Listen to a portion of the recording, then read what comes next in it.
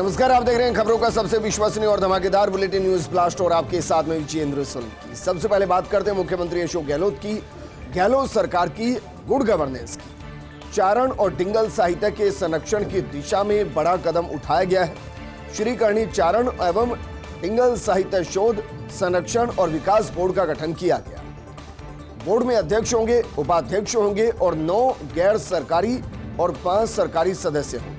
जयपुर में बोर्ड का मुख्यालय होगा। मुख्यमंत्री अशोक गहलोत चाहते हैं कि न सिर्फ चारण और डिंगल, इनको बचाया जाए, साहित्य शोध संरक्षण के लिए बाकायदा एक बोर्ड बनाया गया, बल्कि मुख्यमंत्री ने अलग अलग क्षेत्रों में या कहीं कि अलग अलग समाज के लिए भी मुख्यमंत्री ने बोर्डों का गठन किया है, ताकि हर समाज के अंदर क्या समस्याएं चल रही हैं उसका एक डॉक्यूमेंट तैयार हो और उसके आधार पर उस समाज की बेहतरी के लिए, वेलफेयर के लिए काम किया जा सके।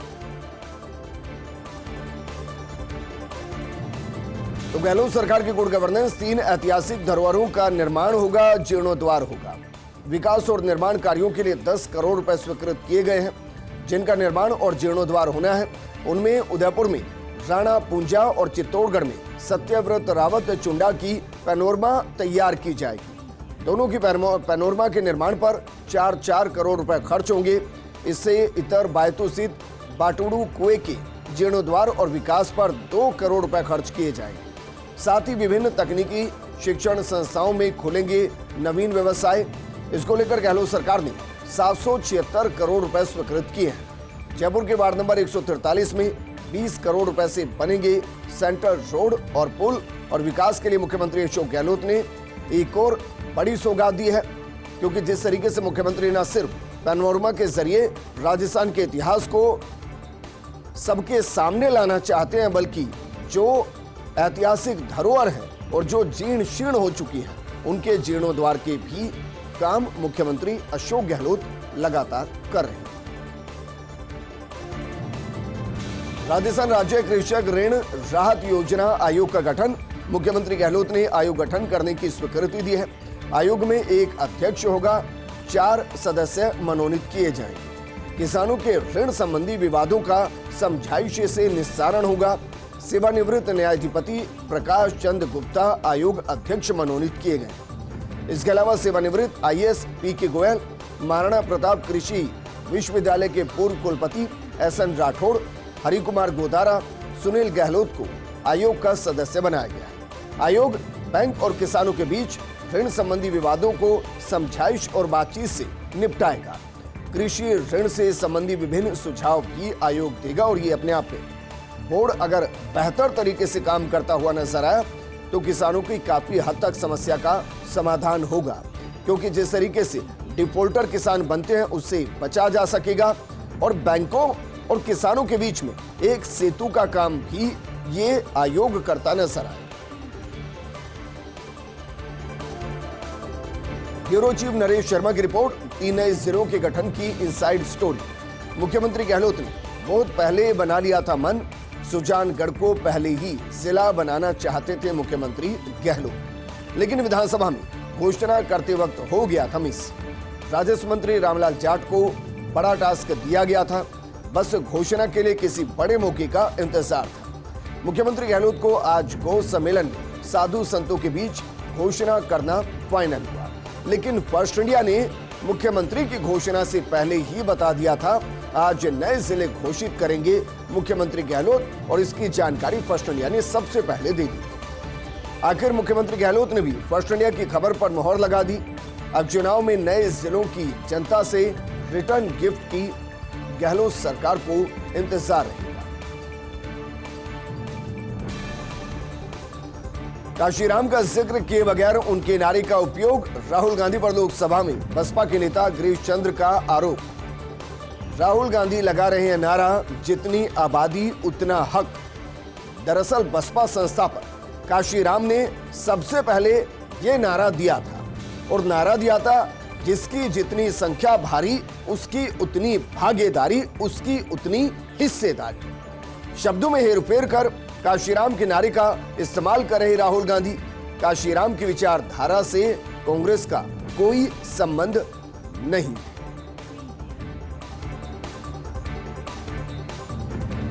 लोकसभा चुनाव की तैयारियां बीजेपी ने तेज कर दी हैं। अल्पसंख्यक महिलाओं को साधने में जुटी है बीजेपी। अल्पसंख्यक मोर्चा करेगा शुक्रिया मोदी जी कार्यक्रम। अल्पसंख्यक वर्ग की महिलाएं पीएम को पत्र लिखेंगी। पत्र के माध्यम से प्रधानमंत्री मोदी को बोला जाएगा शुक्रिया। हर प्रदेश से 1 लाख अल्पसंख्यक महिलाएं पत्र लिखेंगी। महिला आरक्षण, ट्रिपल तलाक के फैसले पर प्रधानमंत्री मोदी को शुक्रिया कहा जाएगा। दरअसल माना जाता है कि बीजेपी को मुस्लिम वोटर्स वोट नहीं करते, लेकिन ऐसा नहीं है। सरकार जिस तरीके से काम करती है उस तरीके का रिएक्शन मिलता है। लेकिन अब सवाल यह है कि जिस तरीके से ट्रिपल तलाक को हटाया गया, जिस तरीके से नारी वंदन अधिनियम 2023 को कानून का अमली जामा पहनाया गया, क्या उसके बाद इन लेटर के जरिए माहौल बदलता नजर आएगा? हनुमानगढ़ में पुलिस ने पकड़ा करोड़ों का लाल चंदन। भिरानी पुलिस ने 90 क्विंटल 70 किलो लाल चंदन की लकड़ी जब्त की है। रोही बीबीपुर में फार्म हाउस में पुलिस ने इस कार्रवाई को अंजाम दिया है। बरामद चंदन की लकड़ियों की कीमत करीब 10 करोड़ रुपए है। कल की कार्रवाई का पुलिस ने आज खुलासा किया है। राजस्व आसूचना निदेशालय जयपुर, कर्नाटक वन विभाग और कर्नाटक पुलिस को इसकी सूचना दी गई है। संभावना है कि ये जो लाल चंदन है ये कर्नाटक से ही राजस्थान आया होगा और राजस्थान से इसको विदेश ले जाने की तैयारी की जा रही है। पुलिस ने मौके से आरोपी सतवीर जाट को गिरफ्तार किया है। जांच में लाल चंदन की तस्करी का बड़ा खुलासा हो सकता है। पुलिस और वन विभाग की टीम ने संयुक्त रूप से कार्रवाई की है। चंदन की लकड़ी को चीन और जापान में विक्रय की योजना थी, यानी कि बेचने की योजना थी। तस्करी गिरोह में आधा दर्जन के करीब बड़े अपराधियों के शामिल होने की संभावना है। संदिग्धों की गिरफ्तारी के लिए पुलिस लगातार दबिश दे रही है और इसलिए पुलिस ने मीडिया के साथ इस पूरी खबर पर बहुत ज्यादा जानकारी साझा नहीं की, क्योंकि पुलिस को लग रहा था कि अगर जानकारी साझा हुई, अगर अपराधियों के नामों का जिक्र हुआ, अगर किसी गैंग का जिक्र हुआ, तो कहीं ऐसा ना हो कि वो अंडरग्राउंड हो जाए और पुलिस को उन्हें पकड़ने में बड़ी मशक्कत करनी पड़े। लेकिन जिले में पहली बार इतनी बड़ी मात्रा में चंदन की लकड़ी पकड़ी गई है। सिक्किम की तिस्सा 3 पनबिजली योजना अब सवालों के घेरे में है। परियोजना के तहत 60 मीटर ऊंचा बांध 10 सेकंड में धराशायी हो गया। निजी कंपनियों की योजना बाद में राज्य सरकार के अधीन, अब सार्वजनिक निजी संयुक्त उद्यम बनी तिस्सा 3 परियोजना। आप अंदाजा लगाइए, 13,000 करोड़ की परियोजना का भविष्य अब अंधकार में दिखाई दे रहा है। यह हिमनदों यानी कि ग्लेशियर के संरक्षण पर ध्यान नहीं देने का नतीजा है। पर्यावरण पर पनबिजली परियोजनाओं के असर का अध्ययन बेहद जरूरी है और जो पहाड़ी इलाके हैं, जो पहाड़ी राज्य हैं और जो हिमालय रेंज से लगते हैं, उनके बारे में बार बार यही कहा जाता है कि वहां जिस तरीके से डैम का निर्माण हो रहा है वो वहां घातक साबित होगा, क्योंकि पहाड़ों के बीच में पानी अपने आप में रिसता है और उसकी वजह से पहाड़ कमजोर होते हैं। और बात करते हैं बीकानेर की, जहां एक बार फिर से हवाई सेवा को शुरू कर दिया गया। दिल्ली से बीकानेर पहुंची पहली फ्लाइट। हालांकि नियमित सेवा का अभी भी इंतजार किया जा रहा है।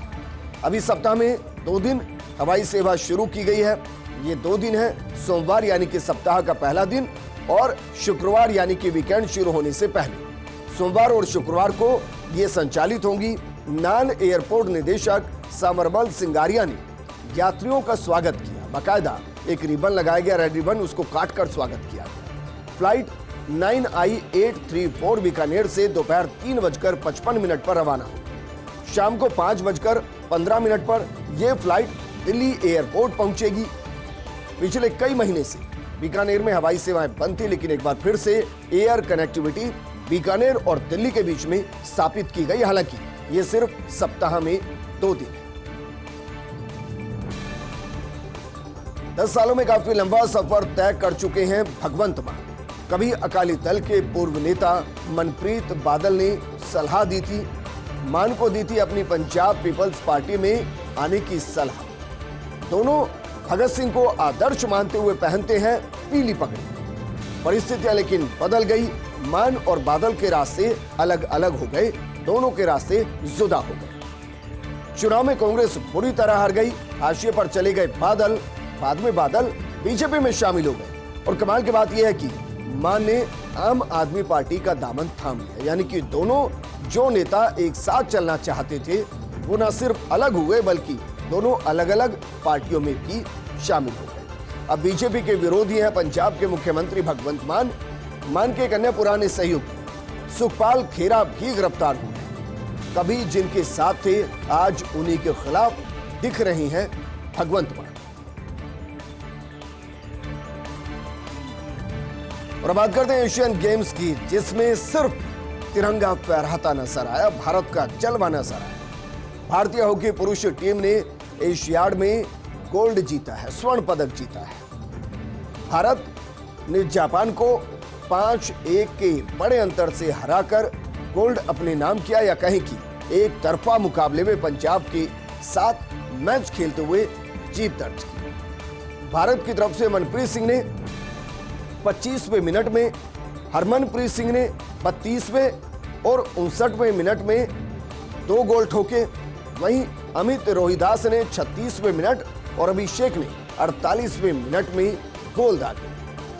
हॉकी में गोल्ड के बाद भारत को ओलंपिक कोटा मिल गया है, ओलंपिक का टिकट मिल गया है। पेरिस ओलंपिक 2024 के लिए क्वालिफाई भारतीय हॉकी ने कर दिया है। अब 9 मेडल के साथ भारत अब तक जीत चुका है कुल 95 पदक। भारत अब तक इस पूरे एशिया गेम की बात करें 22 गोल्ड जीत चुका है, 34 सिल्वर जीत चुका है, 39 ब्रोंज जीत चुका है और इसको जोड़ देंगे तो कुल 95 पदक भारत की झोली में आ चुके हैं।